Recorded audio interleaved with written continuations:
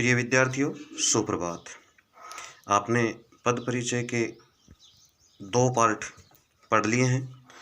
मेरे द्वारा दी गई जानकारी को शायद आप अच्छी तरह से समझ पाए होंगे। पद परिचय में आपने पद परिचय की परिभाषा, किस प्रकार का प्रश्न बोर्ड परीक्षा में पूछा जाता है, साथ ही आपने पढ़ा है संज्ञा शब्द का पद परिचय कैसे देते हैं। और अब मैं आपको कल बता चुका था सर्वनाम शब्द की संपूर्ण जानकारी। सर्वनाम की पूरी जानकारी में देने के पश्चात सर्वनाम शब्द का पद परिचय आपसे परीक्षा में कैसे पूछा जाएगा वो मैं आगे आपको बताने जा रहा हूँ। ध्यान से सुनोगे। जैसे संज्ञा शब्द की जानकारी देने के लिए 5 बातें लिखनी होती थी, वही सर्वनाम शब्द का पद परिचय देने के लिए वही 5 बातें आपको लिखनी है। सबसे पहले सर्वनाम का प्रकार पुरुष सहित, सर्वनाम का प्रकार पुरुष सहित। दूसरी बात उसका लिंग, तीसरी बात उसका वचन, चौथी बात उसका कारक, पांचवा उस शब्द का क्रिया के साथ संबंध। जैसे एक उदाहरण मैं लिख रहा हूँ यहाँ पे, उदाहरण देखोगे, जो पढ़ेगा वह अवश्य उत्तीर्ण होगा। अब इसमें 2 शब्दों को रेखांकित किया गया है, जो और वह। अब आपने कल सर्वनाम पढ़े हैं तो आप बताओगे कि जो सो, जिसका, उसका, जितना, उतना, ये कौन से सर्वनाम का लक्षण था? संबंधवाचक सर्वनाम। तो आपने जो शब्द को अलग लिखा, सबसे पहले सर्वनाम का भेद लिखोगे। सर्वनाम कौन सा हो गया? संबंधवाचक सर्वनाम। पुरुष लिखना है, ये न बोलने वाले की बात है, न सुनने वाले की, अन्य की है, इसलिए इसमें कौन सा पुरुष होगा? अन्य पुरुष होगा। पुल्लिंग है, एक वचन है, कर्ता कारक है, पढ़ेगा क्रिया का क्या है? करता है। हो गई 5 बातें। सर्वनाम का प्रकार हो गया पुरुष सहित, पुल्लिंग, एक वचन, काम को करने वाला यही है इसलिए कर्ता कारक, और पढ़ेगा क्रिया का क्या है? ये करता है। ऐसे ही दूसरा शब्द था वह पुरुषवाचक सर्वनाम है। क्या है? पुरुषवाचक सर्वनाम। और न बोलने वाले की बात है, न सुनने वाले की, इसलिए अन्य पुरुष है। अन्य पुरुष है और पुल्लिंग है। एक वचन है, ये भी कर्ता कारक है। कौन सी क्रिया का करता है? ये होगा क्रिया का क्या है? ये करता है। तो सीधी सीधी बात है, अगर आपको सर्वनाम शब्द जो मैंने कल आपको जानकारी दी थी, वो सर्वनाम शब्दों की अगर आपको जानकारी है तो आप शायद इस प्रश्न को गलत नहीं कर पाओगे। चलो एक और ले लेते हैं उदाहरण। हम अपने देश पर मर मिटेंगे। अब इसमें अपने देश, अपना, वे शब्द जिनका प्रयोग कर्ता स्वयं अपने लिए करता है, उसमें कौन सा सर्वनाम आता है? निजवाचक। तो यहाँ पर कौन सा सर्वनाम हो गया? निजवाचक। अपने लिए आ रहा है, निजवाचक सर्वनाम। उत्तम पुरुष, एक वचन, पुल्लिंग। अब संबंध है इसलिए संबंध कारक, और देश से इसका क्या है? संबंध है। अब हम तीसरा जो टॉपिक पढ़ने जा रहे हैं वो है विशेषण। विशेषण शब्द की पहले जानकारी होनी चाहिए, और जानकारी होगी तभी आप क्या करोगे? विशेषण शब्द का पद परिचय दे पाओगे। जैसा आपने पूर्व कक्षाओं में पढ़ा है कि विशेषण किसे कहते हैं, तो संज्ञा या सर्वनाम की विशेषता या गुण बताने वाले शब्दों को क्या कहते हैं? विशेषण कहते हैं। जैसे मैंने लिख रखा है, वे शब्द जो किसी संज्ञा या सर्वनाम शब्द की विशेषता बताते हैं उन्हें विशेषण कहते हैं। सीधी सी बात है, संज्ञा या सर्वनाम की विशेषता या गुण बताने वाले शब्दों को क्या कहते हैं? विशेषण कहते हैं। जैसे संज्ञा बोल दिया मैंने राम, लेकिन राम संज्ञा, लेकिन इसकी विशेषता बता दें वीर राम। अब वीर इसकी क्या हो गई? विशेषता हो गई। जैसे आसमान है, संज्ञा है लेकिन नीला आकाश। लड़की संज्ञा है लेकिन इसकी विशेषता बता दी, छोटी लड़की है। आदमी संज्ञा है लेकिन इसका दुबला आदमी, ये इसकी विशेषता हो गई। कुछ पुस्तकें, नीला, छोटी, दुबला, कुछ, ये शब्द सब किसके हैं? विशेषण के हैं। तो विशेषण मुख्यतः कितने प्रकार के होते हैं? 4 प्रकार के होते हैं। संख्यावाचक, पहला क्या है? संख्यावाचक विशेषण। दूसरा गुणवाचक विशेषण। तीसरा परिमाणवाचक विशेषण, और चौथा संकेतवाचक विशेषण, इसे सार्वनामिक विशेषण भी कहा जाता है। तो गुणवाचक विशेषण की परिभाषा हम पढ़ोगे, वे शब्द जो किसी संज्ञा या सर्वनाम की निश्चित या अनिश्चित संख्या, क्रम या गणना का बोध कराते हैं। आप केवल इतनी बात याद रख लो गुणवाचक विशेषण में कि वे शब्द जो किसी संज्ञा या सर्वनाम की निश्चित या अनिश्चित संख्या का बोध कराते हैं, या तो निश्चित संख्या बताएंगे या क्या है अनिश्चित संख्या का बोध कराएंगे, उसे हम क्या कहेंगे गुणवाचक विशेषण। ये भी दो प्रकार की होती है, निश्चित संख्यावाचक और अनिश्चित संख्यावाचक। इसमें आपको लिखना क्या है, केवल पद परिचय है, तो आपको निश्चित या अनिश्चित की बात लिखो तो बहुत अच्छी बात है, लेकिन आप सीधी सी बात लिख दो कि इसमें संख्यावाचक विशेषण है, तो आपका उत्तर क्या होगा, सही होगा। निश्चित संख्यावाचक विशेषण भी चार प्रकार के होते हैं, जैसे गणनावाचक 1 2 3 4 5 6 इस प्रकार 100 तक की जो संख्या ली हुई है वो निश्चित तो है, लेकिन कौन से में आ जाती है, गणनावाचक में। दूसरी होती है क्रमवाचक है, जैसे पहला, दूसरा, तीसरा, चौथा, पांचवा, ये निश्चित तो है लेकिन ये कौन सा है, क्रमवाचक। आवर्तीवाचक में 2 गुना, 4 गुना, 5 गुना, 10 गुना, ये आवर्तीवाचक है। फिर समुदाय में 2, 3, 4, 5, 100, 50, ये सब क्या है, समुदाय। तो 1 2 3 पहला, दूसरा, दुगुना, चौगुना, दोनों, तीनों, चारों, ये सब निश्चित संख्यावाचक के उदाहरण हैं। आप इसमें भले ही निश्चित संख्या न लिख करके आप क्या लिख देते हो, संख्यावाचक विशेषण लिख देते हो, तो भी आपका उत्तर क्या हो जाता है, पद परिचय में सही हो जाता है। दूसरी है अनिश्चित संख्यावाचक विशेषण। अनिश्चित संख्यावाचक विशेषण में क्या होगा, निश्चित संख्या का बोध नहीं होगा। जैसे कई व्यक्ति जा रहे हैं, अब कई निश्चित नहीं है, कई, कुछ, सब, बहुत, थोड़े, ये सब आपको नाम ही, शब्द ही याद रखने, परिभाषा की यहाँ आवश्यकता नहीं है पद परिचय के लिए। इसलिए ऐसे शब्द आ रहे हो, कई, कुछ, सब, बहुत, थोड़े, तो यहाँ पर कौन सा, संख्यावाचक तो है लेकिन अनिश्चित संख्यावाचक विशेषण हो जाएगा। दूसरा है गुणवाचक विशेषण। वे शब्द जो किसी संज्ञा या सर्वनाम के गुण, दोष, रूप, रंग, आकार, स्वभाव, दशा आदि का बोध कराते हैं, उन्हें गुणवाचक विशेषण कहते हैं। गुण मतलब गुण या विशेषता बताए, वही तो गुणवाचक होंगे। जैसे किसी संज्ञा या सर्वनाम के गुण हो, दोष हो, रूप, रंग, आकार, स्वभाव, दशा आदि का बोध कराते हैं। जैसे काला, काला क्या हो गया, रंग हो गया, पुराना, भला, छोटा, मीठा, देसी, पापी, धार्मिक, ये सब क्या है, गुण, दोष, रूप, रंग, आकार या स्वभाव, इनका बोध कराने, इसलिए ऐसे शब्द आ रहे हो तो वो गुणवाचक विशेषण हो गया। तीसरा है परिमाणवाचक विशेषण। परिमाण का शाब्दिक अर्थ क्या होता है, माप या तोल। तो वे विशेषण जो किसी पदार्थ की, ध्यान दोगे पदार्थ के संबंध में आ रहा है परिमाणवाचक, तो इसलिए वे विशेषण जो किसी पदार्थ की निश्चित या अनिश्चित मात्रा, परिमाण, माप या तोल आदि का बोध कराते हैं, उन्हें परिमाणवाचक विशेषण कहते हैं। माप है ये यहाँ पे।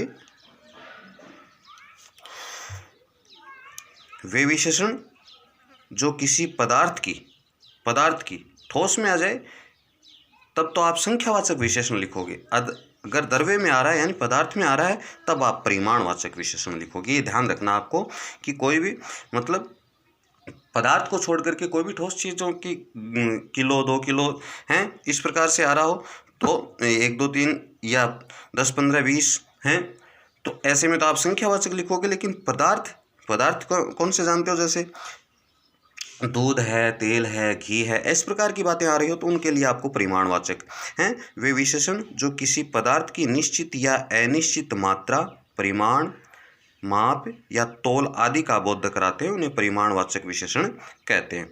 ये भी दो प्रकार की होती है, एक तो निश्चित परिमाणवाचक जैसे 2 मीटर, 5 किलो, 7 लीटर। 7 लीटर या 5 लीटर या 1 लीटर दूध लाओ, तब ये पदार्थ का माप तोल है, इसलिए आपको परिमाणवाचक विशेषण लिखना है। दूसरा है अनिश्चित परिमाणवाचक, जैसे थोड़ा जल लाओ, अब निश्चित नहीं है, बहुत, कम, ज़्यादा, अधिक, जरा सा, सब आदि। ये सब क्या है? अनिश्चित परिमाणवाचक। और अंतिम है संकेतवाचक विशेषण। वे सर्वनाम शब्द, सर्वनाम शब्द क्यों लिखा है? ये सर्वनाम से निकला हुआ है विशेषण। वे सर्वनाम शब्द जो विशेषण के रूप में किसी संज्ञा या सर्वनाम की विशेषता बताते हैं।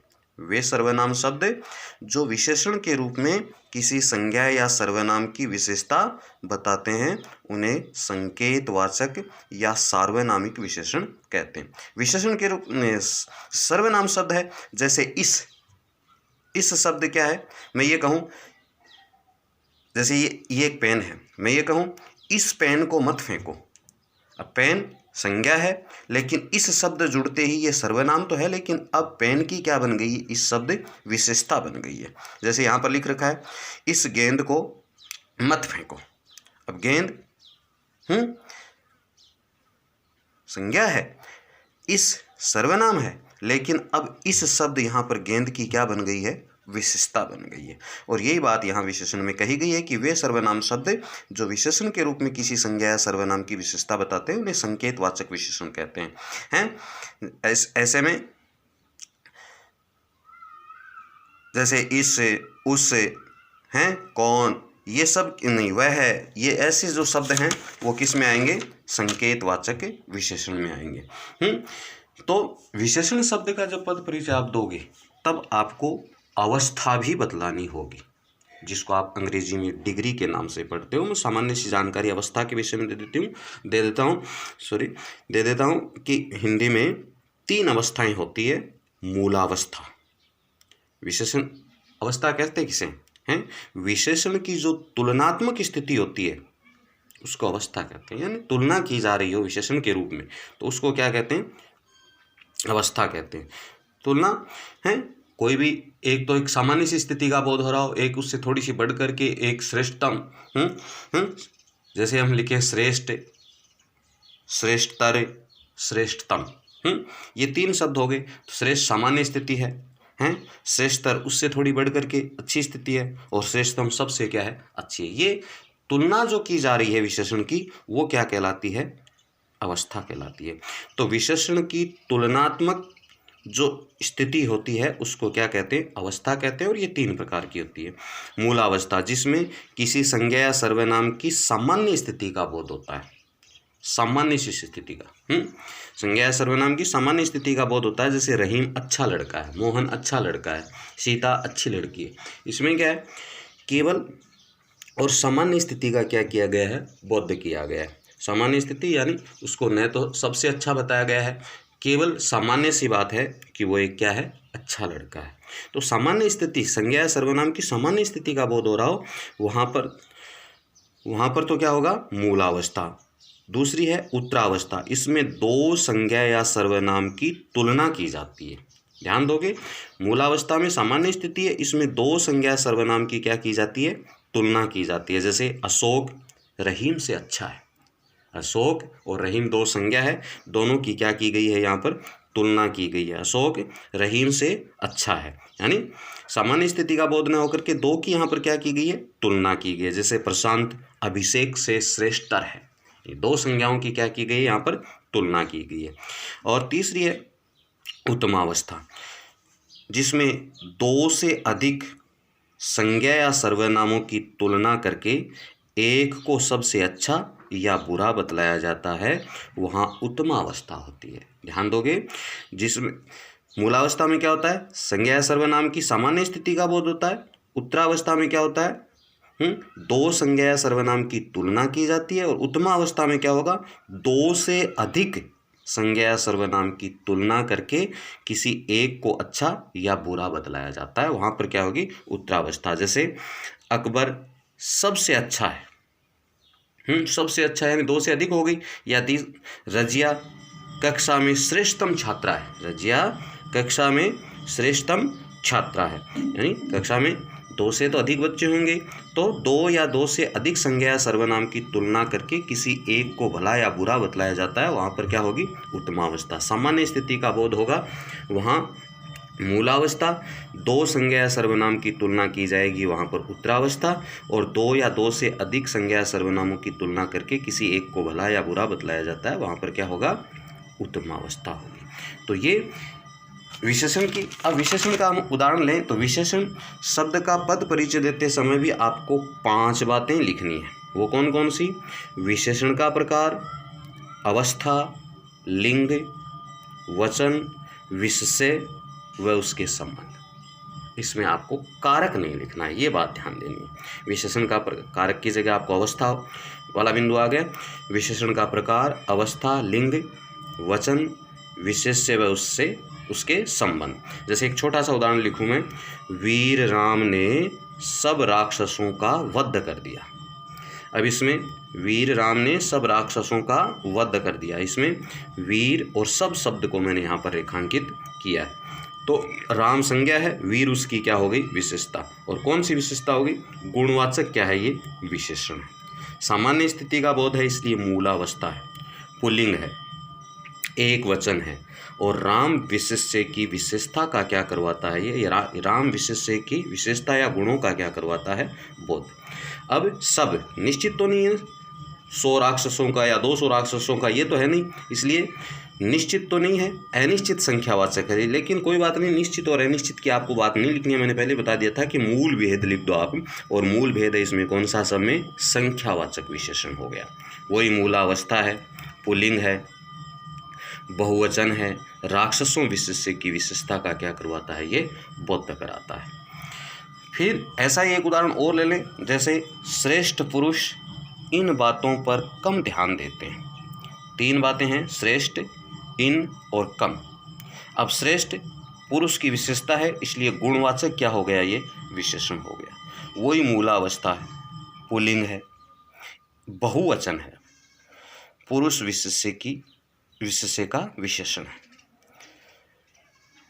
फिर बहुवचन ले लो, एक वचन ले लो, कोई बात नहीं।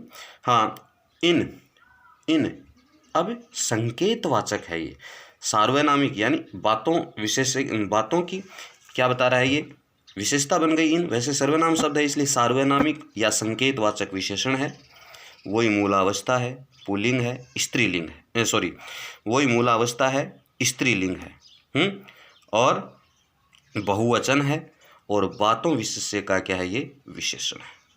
ऐसे ही कम ध्यान देते हैं, यानी अब यहाँ पर एक तरह से पदार्थ ही बन गया, तो परिमाणवाचक विशेषण होगा।